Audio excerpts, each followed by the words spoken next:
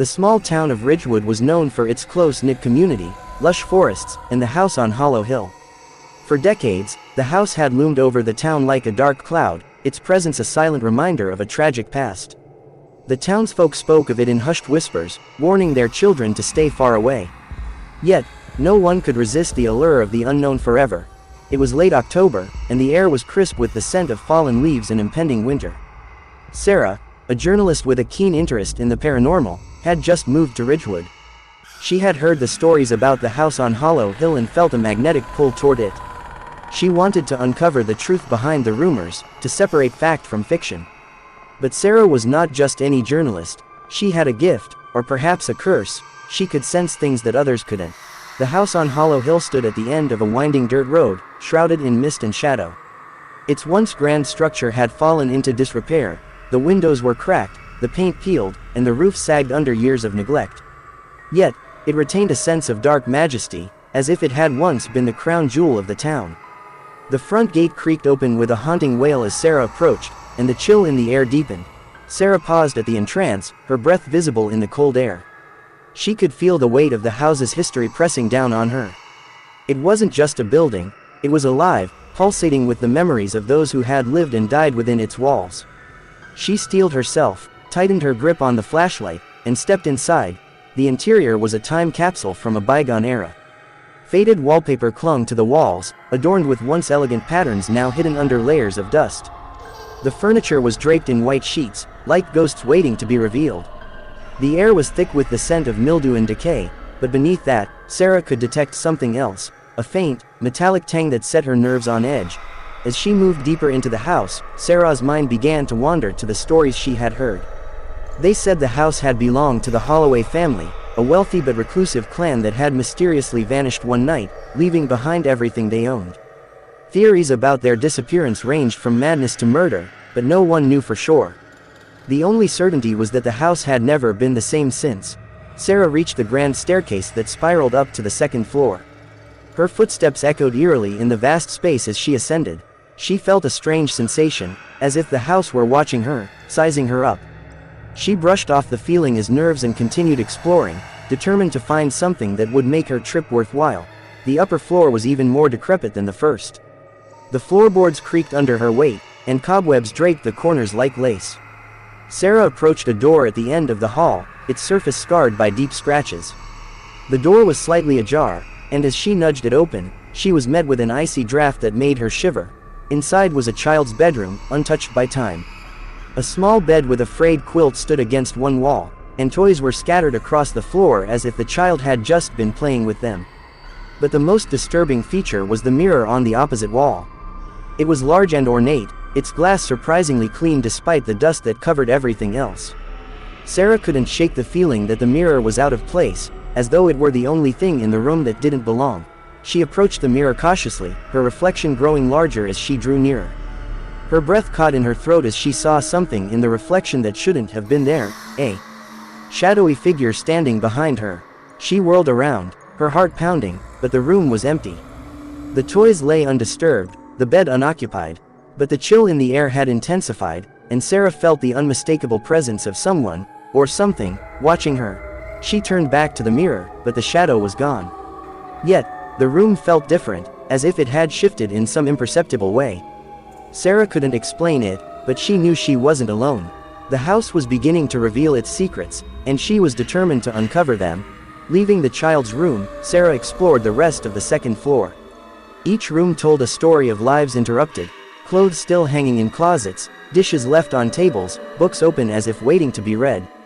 The house was a snapshot of a family that had vanished without a trace. But why? What had happened here? Sarah found herself drawn to the basement.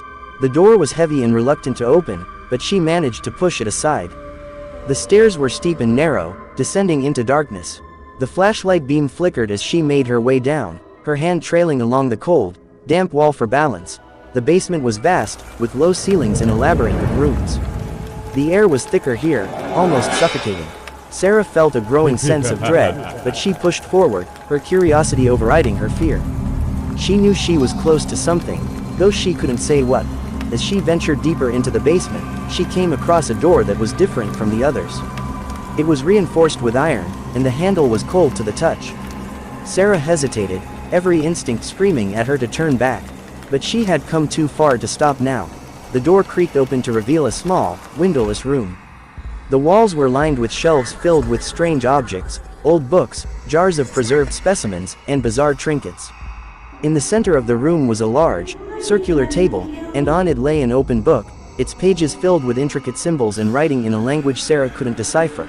As she examined the book, a sudden wave of dizziness washed over her. The room seemed to spin, and she felt a pull, as if the house itself were trying to draw her into its dark history. The shadows in the corners grew longer, more defined, and she could hear faint whispers, just beyond the edge of comprehension. The flashlight flickered and then went out, plunging Sarah into darkness. Panic surged through her, but she forced herself to stay calm. She reached for her phone to use its light, but it was dead. The whispers grew louder, more insistent, filling her ears with a cacophony of voices. Sarah backed away from the table, her heart racing. She fumbled for the door, but the darkness was disorienting. The room seemed to close in on her, the air growing colder, the whispers now a chorus of screams. She could feel the presence of something ancient and malevolent, something that had been waiting in the darkness for too long. Just as she thought she would be consumed by the darkness, the door swung open on its own. A faint light from the hallway spilled into the room, and the whispers ceased abruptly, as if cut off by an unseen force. Sarah didn't wait to question what had happened. She bolted from the room, her breath coming in ragged gasps. She raced up the stairs, her footsteps echoing through the empty house. The front door was just ahead, but as she reached it, the door slammed shut with a deafening bang. The house groaned, as if awakening from a long slumber. The walls shuddered, and the floorboards creaked as though they were about to give way. Sarah pounded on the door, her fists bruising against the wood. "Let me out," she screamed, but her voice was swallowed by the house. The walls seemed to close in, and she could feel the oppressive weight of the house's dark history pressing down on her, suffocating her. Then, just as suddenly as it had started, the house fell silent. The door creaked open, and a rush of cold air hit her face. Sarah didn't hesitate. She bolted out of the house and into the night, not stopping until she was far away from Hollow Hill. She collapsed on the side of the road, gasping for breath. Her hands were shaking, her mind racing. She had uncovered something in that house, something that should have remained buried. But she had escaped, barely. In the days that followed, Sarah tried to make sense of what had happened. She pored over her notes, but nothing made sense. The book, the whispers, the shadow in the mirror, none of it added up. And the more she thought about it, the more she felt the house was still with her, like a shadow she couldn't shake. Sarah left Ridgewood soon after, abandoning her quest for answers. But the house on Hollow Hill never left her. It haunted her dreams, filling them with the same whispers she had heard in the basement. No matter how far she ran, she couldn't escape the feeling that the house was waiting, watching, biding its time. And so, the house on Hollow Hill remains, a dark presence looming over Ridgewood. The townsfolk continued to tell their stories, warning the curious and the brave to stay away. But every now and then, someone feels the pull of the unknown, the irresistible urge to uncover the truth. And the house is always ready to welcome them, to reveal its secrets, and to add another chapter to its dark history.